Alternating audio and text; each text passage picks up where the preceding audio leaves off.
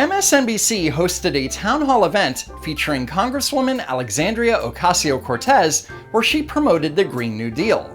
Now, I haven't seen it yet, but I'm sure if she presents her case with facts and figures in a setting of honest debate and doesn't make a big spectacle of it, she might convince skeptics like me to get on her side.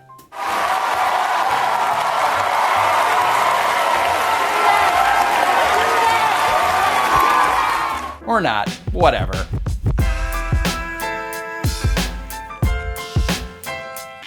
MSNBC's Chris Hayes, or as I like to call him, Rachel Maddow Light, starts the town hall with a pre-taped introduction saying the following with absolute certainty.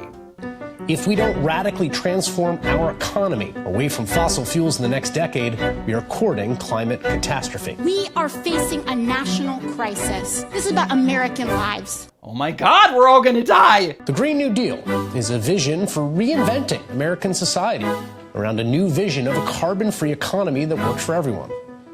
Is it a fantasy, or the beginnings of a new historical pivot point? Spoiler alert, it's a fantasy. Is unfolding right now before our eyes. This is All in America, the Green New Deal with Alexandria Ocasio-Cortez. Look at her, so brave, so heroic. So instead of this video being a deep dive analysis of the Green New Deal, let's just focus on some of the highlights from the town hall and do some debunking. The year I was born, 1979, there were 338 parts per million of atmospheric carbon dioxide in the world. Note that he says in the world.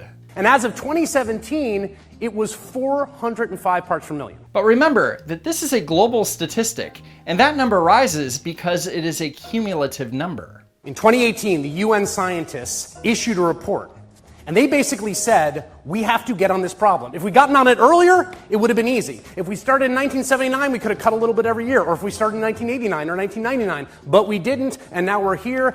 Not sure what the world could have done from a technological standpoint 40 years ago. In fact, a 1979 report by the National Academy of Science said that fossil fuels were adding CO2 to the Earth's atmosphere, but didn't give a solution on how to prevent it. But Chris Hayes said it would have been easy. We just didn't listen. We were warned this would happen and we didn't listen. We didn't listen! And what we have to do to avoid the most catastrophic effects of climate change is to cut emissions in half in 12 years. 12 years. So again, that's 50% on a global level. So even if the United States reduced its CO2 emissions to zero, it would only account for reducing 15% of global CO2 emissions. And the fact is that the US leads all countries in reducing carbon emissions, and countries like China and India have drastically increased their carbon emissions in the last few years. And as pointed out by Noah Diffenbaugh, a climatologist at Stanford University, no one country can stabilize the global temperature just by stabilizing its emissions. Now, I'm not saying that we shouldn't do what we can to reduce emissions, but completely eradicating fossil fuels in a 10-year period and destroying 1/4 of the US economy to do it is not the answer. Anyway, let's get back to the rally. I mean, town hall. A real hostile crowd. This is going to be tough. No, it's going to be a joke. So first, Chris Hayes talks about the Republican response to the Green New Deal.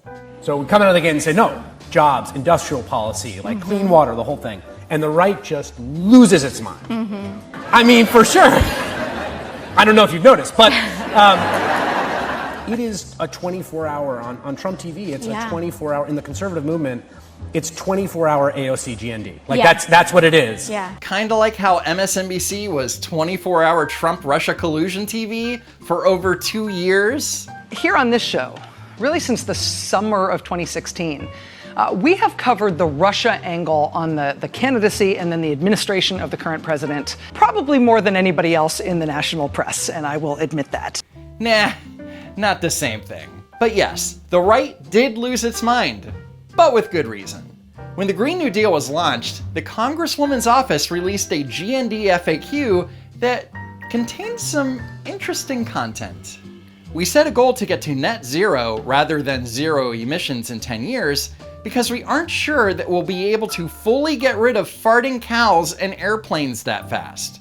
Or the goal to build out high-speed rail at a scale where air travel stops becoming necessary. Or the promise of economic security for all who are unable or unwilling to work. So if you're on the other side of the aisle, from a political standpoint, you can't ignore absurd statements like that. You have to take advantage. They're trying to get rid of all the cows. I support cows. I've got 100 cows. No more milk, no more cheese, no more steak. No South Dakota milkshake. Cheeseburgers and a milkshake will become a thing of the past. No more hamburgers. We're going to ban hamburgers. They want to take away your hamburgers. This is what Stalin dreamt about. Okay, is this hyperbole? For sure. Is it helpful? Debatable. But the release of AOC's fact sheet completely undermined the actual Green New Deal resolution by helping to fuel the argument against it. I mean, it literally talks about getting rid of cows. You guys issued an FAQ. It had some things that people thought were ridiculous and radical. The FAQ was withdrawn and said it was preliminary, a draft. There was a lot of fight about that. Like, do you think you guys rolled it out the right way? Did you bring it on any on yourself? What I will say is that I definitely had a staffer that had a very bad day at work and did release a working draft early. This is a lie. This working draft was not only submitted to the press in PDF form, but was also published in a blog post on the Congresswoman's website. The Green New Deal is essentially her baby. Do you honestly believe that she didn't give the fact sheet her stamp of approval? Obviously, like, I had a staffer, release a document that talked about cow flatulence. But regardless, if this was in fact a working draft, where is the final draft? Hashtag, where is the final draft, AOC? Release a document that talked about cow flatulence, but... which is an issue, I just want to say. An issue, but here's it sounds the thing. ridiculous, but it literally is an issue. But it actually is an issue when it comes to contributing to methane, but that doesn't mean you end cows. It means that we need... Except that when it comes to methane from livestock, burps are much more problematic. 90 to 95% of the methane released by cows comes out of their mouths, while 5 to 10% is released in the form of manure and flatulence. The New York Times took a deep dive in the resolution, and they said the Green New Deal is technologically possible. Oh good! The New York Times says it can be done. I was skeptical until now. Except if you actually read past the headline, half of the experts quoted in the article say that it can't be done. John P. Holdren, the former science advisor to President Barack Obama, said, "The Green New Deal's timeline of achieving that goal around 2030 is not feasible. As a technologist studying this problem for 50 years, I don't think we can do it."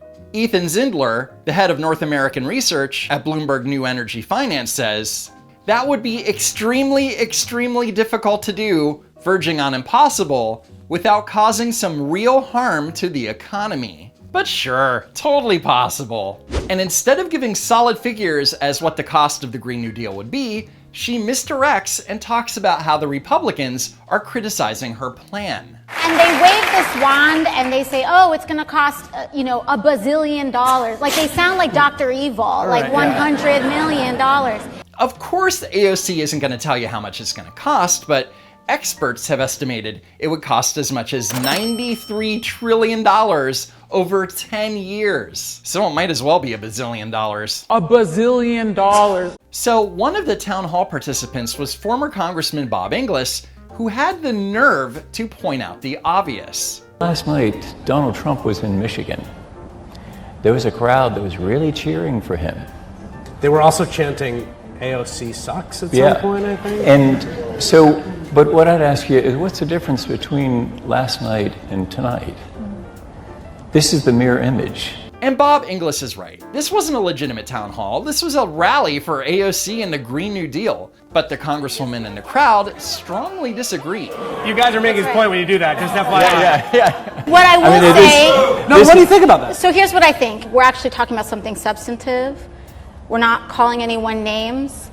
People say Tea Party of the left. And I find this phrase very interesting, this phrasing very interesting, because the grounding of the Tea Party was xenophobia, the underpinnings of white supremacy. So what she's saying is the Tea Party is full of racists and bigots. But no name calling here. And to further prove Inglis's point, the audience at the town hall vocally criticized anyone that didn't march in lockstep with AOC. Listen, climate change is the thing that we're seeing the whites of its eyes. We've got to act now. Can we come back maybe to universal basic income a little bit later? Classy. We're not calling anyone names. Speaking of the audience, the Q&A session featured questions not from the general audience, but from people personally affiliated with AOC. Hi everyone. So we're part of the organization that helped recruit Alexandria Ocasio-Cortez and pushed her to run in the first place. Sorry about that. Yeah, we're all sorry too.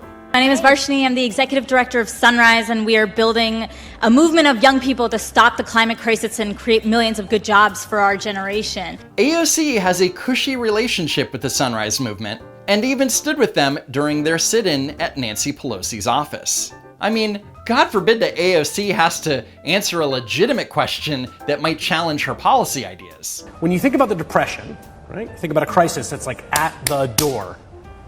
People are literally eating dirt, right, in Oklahoma. Wait, did he just say that people literally ate dirt during the Great Depression? This is insane. When our party was boldest, the time of the New Deal, the Great Society, the Civil Rights Act, and so on, we had and carried supermajorities in the House, in the Senate. We carried the presidency. They had to amend the Constitution of the United States to make sure Roosevelt did not get reelected. So what she is saying is that the Democrats were so bold in their policy that the Republicans wanted to shut him down and prevent Roosevelt from being reelected to a 5th term by introducing the 22nd Amendment. They had to amend the Constitution to make sure Roosevelt did not get reelected. However, Roosevelt died in office in 1945 during his 4th term, and the 22nd Amendment wasn't introduced until 1947, which means that the 22nd Amendment didn't stop FDR from being reelected, his death did.